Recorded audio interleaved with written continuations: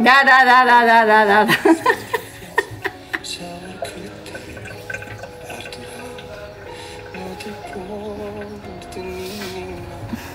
Cine? Ăla, mă, care vorbea mai sus.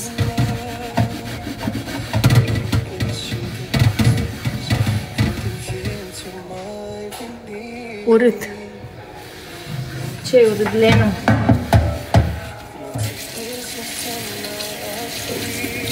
Am eu ăla de la Shogun, fetelor, ăsta nu-i bun triumful. Am eu de la Shogun. Dacă crede în așa bărbat, nici aia nu are minte. Andreea, ascultă-mă, noi suntem de Las Antiguas. Ascultă-mă ce zic eu. Copilele din ziua de astăzi nu au experiența noastră. Cred, pentru că la visează oricare. Și nu au... Tu, fata ta o protejezi, nu vrei să treacă greu prin care ai trecut tu, munca.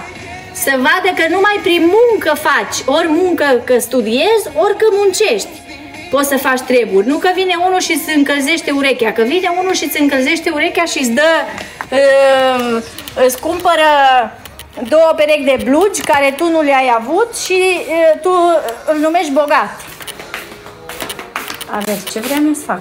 Asta, duc ăsta. Cum toată lumea promovează luxul, promovează viața bună, promovează... Fiecare vrea. Și după aia apare un tâmpit ăsta și crede. Fata crede că încearcă și dacă nu crede.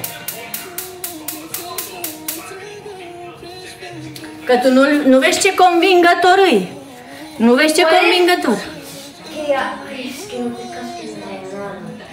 ¿Qué? Mi amor. Dime. ¿Caso de qué? Venga, dime.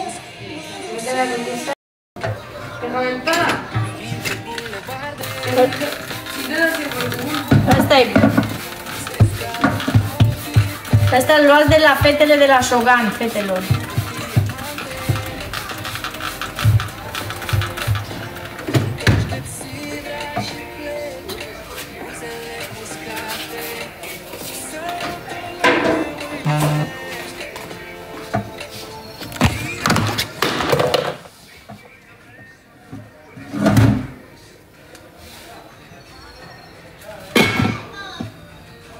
M-am emoționat.